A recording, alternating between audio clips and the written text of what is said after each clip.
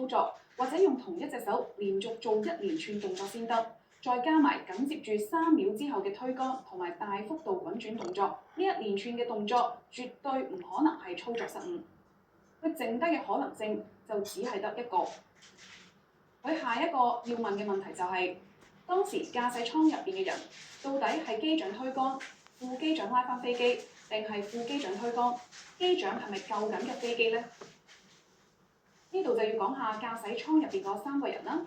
最大嘅嫌疑就係副機長張正平。1963年喺雲南安寧出世。79年嗰陣時咧，佢讀緊高一，聽講附近有滑翔學校招生，佢就報咗名，從此開始佢哋翱翔天空嘅一生。